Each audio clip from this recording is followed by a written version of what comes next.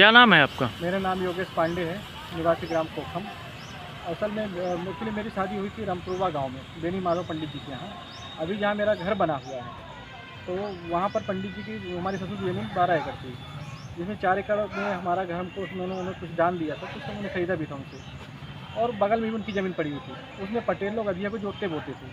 हमने जब अपनी ज़मीन का सीमांकन करवाया अपने ससुर के माध्यम से, तो उस हमारी ज़मीन उधर भी गई, चूँकि हमारी दोनों तरफ ज़मीन है, रोड भी हमारी 12 हमारी ज़मीन से गई है।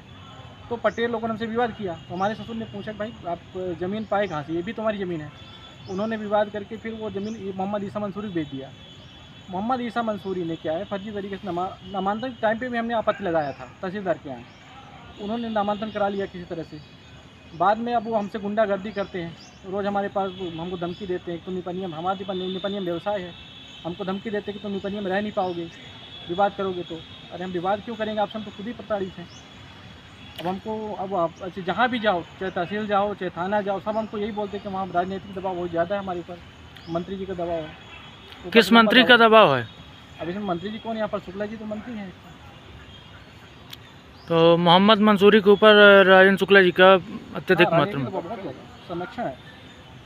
और इसमें राजनीति हमारा क्या, जितने भी हमने हमारे पास, जबकि हमारे हमारे उससे लगी हुई जो हमारी ज़मीन है 10-12 डिसमिल जिसकी हमारी रजिस्ट्री है, उसमें तो चलिए जो उनके नाम नामांतरण हो गया, उसका जो भी व्यवहार बाद न्यायालय में चल रहा है, जिसका आदेश आज होना है, वो उसका प्रकरण तोला गया। जो हमारी 15 डिसमिल उसको भी ज़बरदस्ती कब्जा करते हैं गुंडों के दम पे। लगभग कितने गुंडे लेके आते हैं? अब कल के दिन में कम से कम उनके पास 50-60-70 गुंडे रहे होंगे, 4-5 गाड़ियाँ, पूरी वीडियो अवेलेबल है हमारे पास। क्या नाम है आपका? लालता प्रसाद पांडे। ये बताइए क्या समस्याएं हैं? समस्याएं बहुत बड़ी है। हमको ईसा मंसूरी में मारने के, जान से मारने की धमकी देता है, वहाँ पर हज़ारों गुंडे लेके आता है। कल तो ऐसे ही स्थिति बनी थी कि लगता है कि तेरे को मार डालेगा।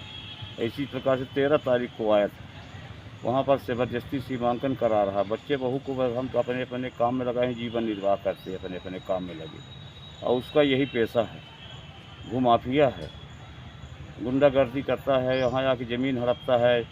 व्यवहार बाद में प्रकरण चल रहा है राधा पांडे के नाम से, वो बेवा हैं, उनके पति का स्वर्गवास हो गया है, और वो ज़बरदस्ती जो है तो गुंडई बतौर अपना दबंगई करता है। हमने मना किया, उसके बाद भी मारने से धमकी दे रहा है कि बोलोगे तो हम तुमको ख़त्म कर देंगे।